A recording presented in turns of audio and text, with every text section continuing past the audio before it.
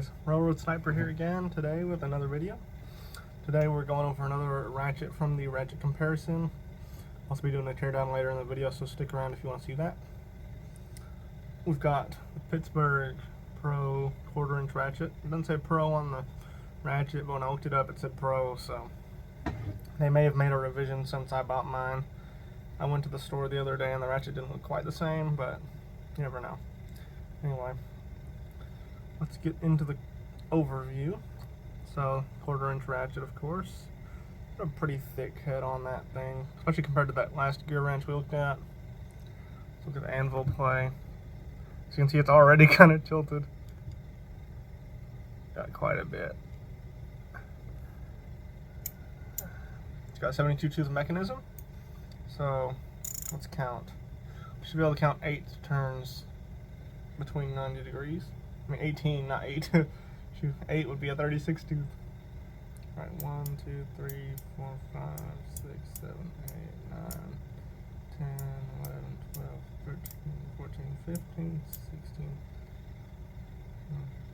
You know, I counted less than 18 honestly, but I think this ratchet's kind of weird because every once in a while it'll feel like you hear a second click, you know?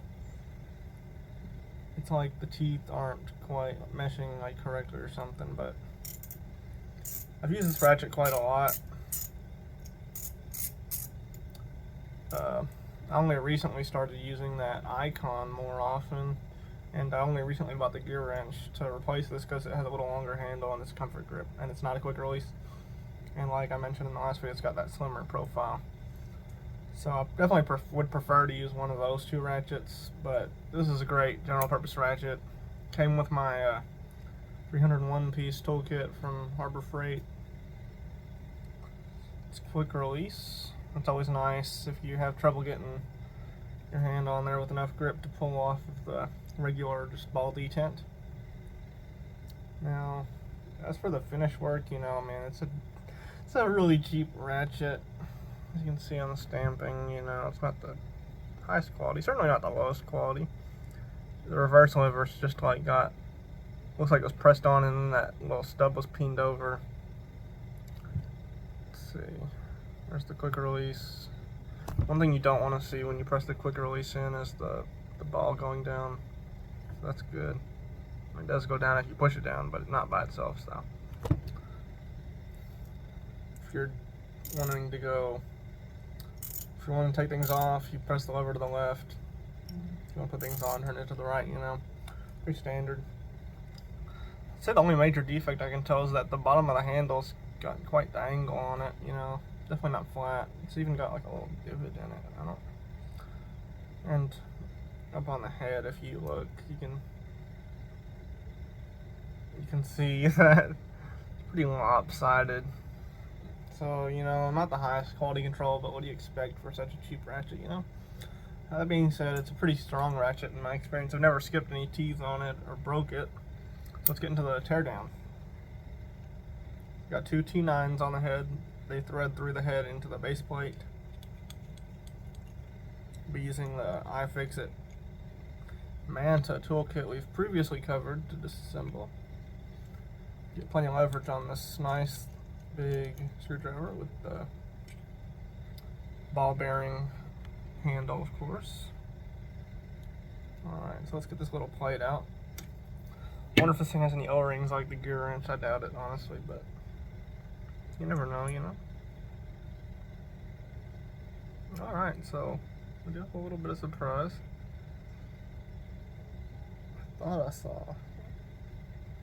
Can't tell if there's an O-ring. We'll check that on further disassembly. Anyway, got that little cover plate. It's much thicker than the gear wrenches. Love to see that. You can see there's some lube in there. I haven't touched the inside of this yet, so that was in there before me. Let's see if I can get that. Well, I'll show you what's in there first. There's the internals. You can see we got a swing pawl design. So let's see if I can do this without taking it out. You can see when you turn it, that ratchet pawl moves to the side, and when you're putting force on it, let's see if I can get some better light focus. Okay. So you can see, that was a mistake, wasn't it? Looks like the pawl fell out and got another loose spring on our hand, so I'll pause the video. When I find it, I'll come back. I found a spring. Luckily, these are all easier to find. They're quite a bit larger than the ones on the gear wrench, and here's one of our little pawls. It's pretty small. They've got looks to be 5 teeth per pawl, so that's a decent amount. Let's see how many engage real quick on the pawl itself. Flip it into the position.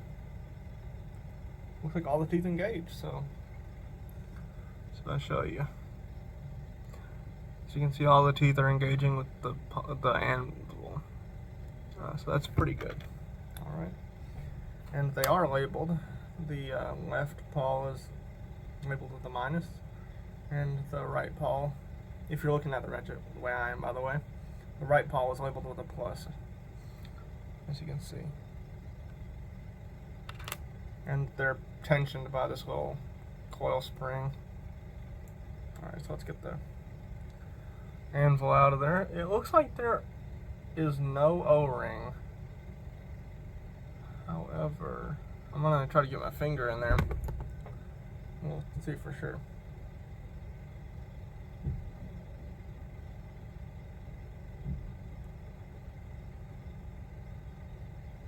No, I don't think there is an O-ring. However, those 2 grooves there that you can see on either side look like you could add an O-ring if you wanted to. So, not sealed from the factory, potentially sealable, you know. See if I can get the other paw out without losing that spring real quick.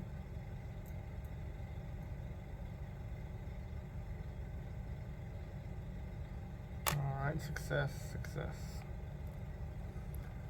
Yeah, I don't really see any wear on these at all. They're really nice. And the reverse lever is not removable. Would be removable if that thing hadn't been peened over. You know, if you could figure out how to get the reverse lever off, you could take the switch out. But I'll show you. This is the inside of our ratchet body. See where the pawls sit. The springs don't really have any rests in there. I guess they just push up against the side of the ratchet body, you know. Fairly simple design.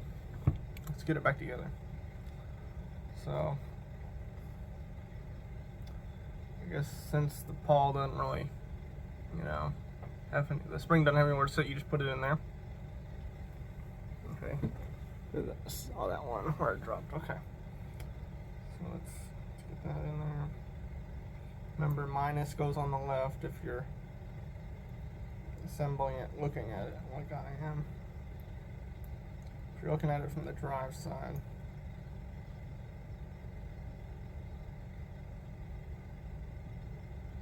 Alright. Let's get our other pawl in there with its spring.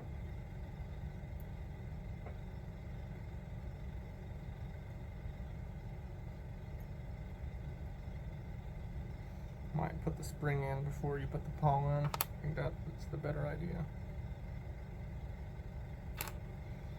And I'll show you another little step once I get this together. I'll show you it, and then we'll move on to the next step.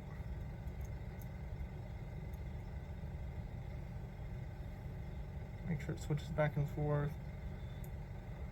Alright. There we go. Got both pawls in there. Now we can put the anvil.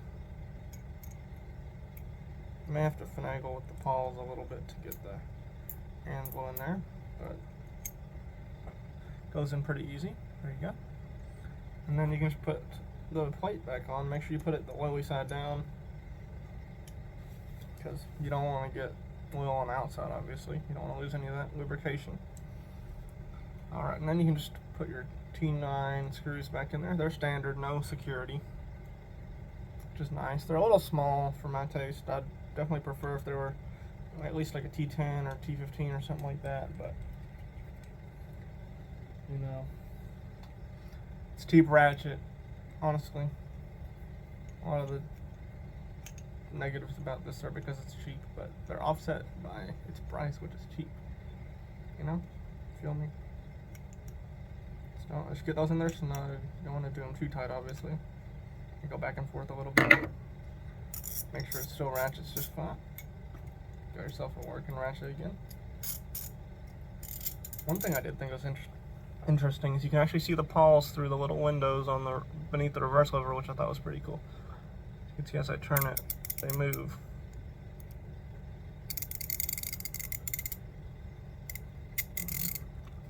Anyways, that is today's overview of this Pittsburgh 1/4 inch ratchet. Thanks for watching, and I'll see you in the next video.